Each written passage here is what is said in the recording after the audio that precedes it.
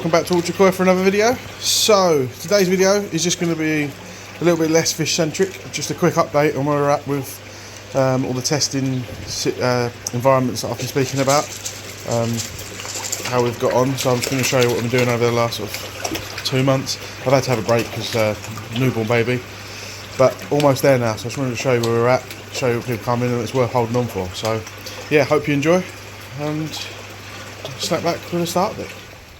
So, quick update. This is IBC number 2. This is the black one. So, along with the other one that I've already sorted out and testing on something else for the time being until I get up and running. Cut top of this one. Got to sort the edging out. Which is mank. I should sort that out. I'm just cleaning it out at the moment. So it's got some water with chlorine in there at the base. Really clean this one, the inside, to be fair. No sticky residue, barely. I think it had fruit juice in it before, so ideal. Nice, the black one, because you get a better colour inside. Obviously you know how you're coming through. And they're double layered, look. So the inside being the normal white and then the black has been added to the outside. So yeah. Over here, just wanted to, show what's going on in terms of me trying to get prepared to set up some test environments. So I'm going to break this pool down. So I originally actually bought this pool to do some breeding with, and that's next year's plan. But I've ended up using it as an emergency overflow tank for me fish that I had to get out of the tub inside. So I'm going to break this down, put it away, probably take the nexus down as well, move the fish in here into that black IBC for now, probably put them on one of the second-hand easy pods that I've got, using the media from that to keep them running. So that will move this out of the way and then enable me to clear this area and pulled down, clear this area, sorry, and put sort out the side of the grid and put a polytunnel up, and then that's where I can start adding some test environments. So yeah, the dog in the way as normal. Grogu, move. Wherever you are, that dog is in the way. Vegetable patch, doing really well. Harvested loads out of that so far, although I have discovered I've let my broccoli go too long, but there we go, I'm not a gardener, so there we go.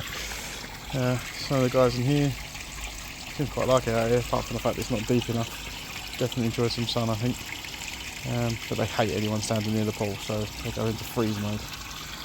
But yeah, just wanted to give a quick idea, a quick view of what's going on. Got some tidying up to do, etc. Get this away, get the polytunnel up, and then hopefully I can start to show you what sort of shape it's going to take. Cool. Right, so we started digging. I got to dig down into this. There's a concrete part here and then a bit of raised soil. We've got to dig down to get the polytunnel in.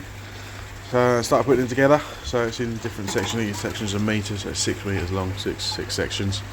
I'm just trying to make sure it actually fits in the space that I'm doing. So I've had to, this channel here that you can see, take that all out, take the concrete out, and then work out where it's going. Leaving a little bit of space behind. But yeah, we're moving in the right direction.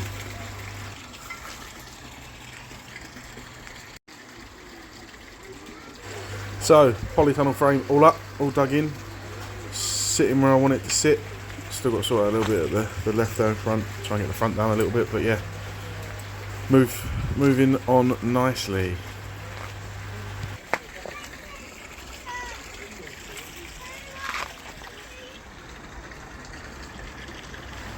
Cover on, all the old stuff, the rubber mats that I was putting under the pool, all gone. Now it's just working out along that back part. I think if I'm going to dig out, down this side I think is where I'm going to put the IBC tanks, but I'm planning 10 steps ahead now, but I'm going to level this out and then go from there. All hands on deck. Nearly there. So here we go, welcome to the Ultra Koi test tube. It's up, it's done, it's ready to rock and roll. Let's get in. So, this is where we're at so far. Nothing's running in here yet, nothing's up and running. I'm still sorting out bits and pieces to do with this, which you've just seen, we'll see in a second. Getting some media sorted out, so put a bag of half a cook there. First one to get up and running is the roto shower. Do some videos on that. There's different medias. and then I'm going to work on sourcing some other tanks, some other IBCs. So I've got my separate test environments. There is a MIDI sieve over there. So as I said, I've spent most of the summer scouring the country looking for cheap second-hand equipment, and I have managed to pick up quite a bit. We've got a Nexus 2 Easy Pods, the roto shower, MIDI sieve, I've picked up a drum. We've got the 2 IBCs that I've got so far. That one's in the process of being clad, the other one's being used at the hospital tank at the moment. And I've also actually just managed to pick up 2 more bigger containers, which are actually going to put the tunnel on pause just for the time being while I sort something else out. But it's all in the name of fish and all in the name of koi, so it will give me something else to focus on at the minute.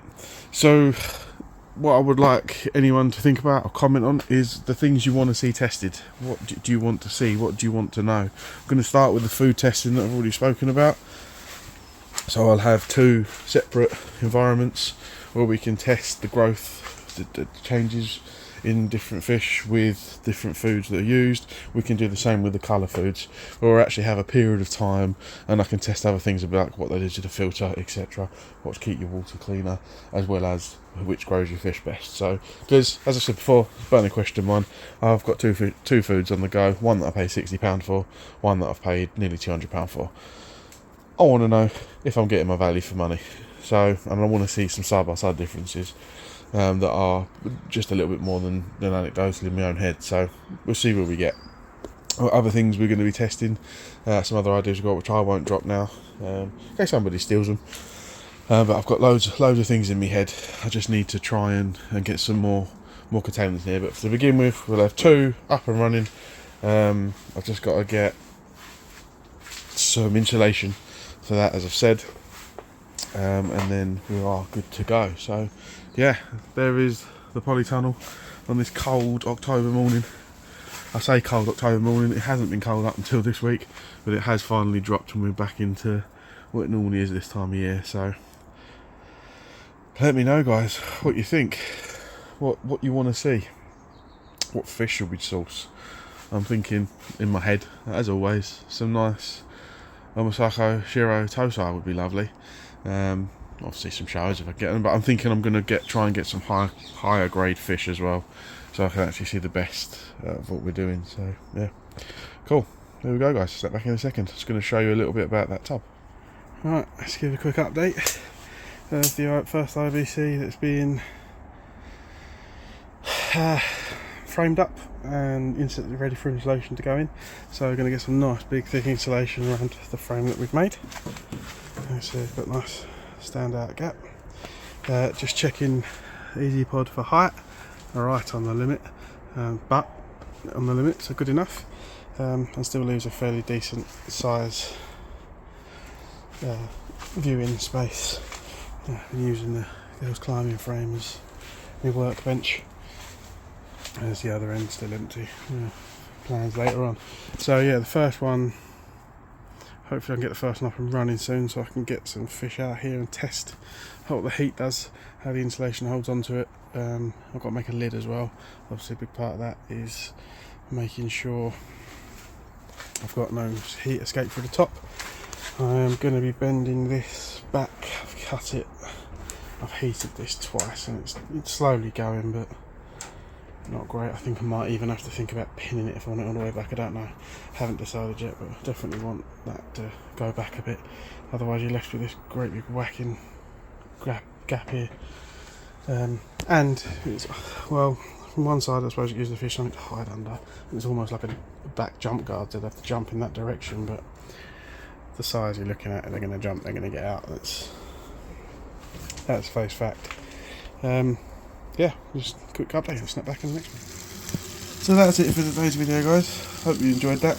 I'm just trying to give you a quick glimpse of the fish that are in here. These are the ones from the show and that are under quarantine, and then the hospital fish.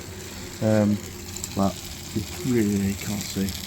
The lighting's just not good enough in here. So, but yeah, if you enjoyed that, I apologise it wasn't very fish heavy, but hopefully you've seen some progress. I have made some promises around getting some test setups, and just wanted to show you all that's what we're doing. Another exciting update coming as well, some progress hopefully that I'll make this weekend, but I'll share that in future. But yeah, give us a like, give us a subscribe, and I'll speak to you next time. Cheers, guys.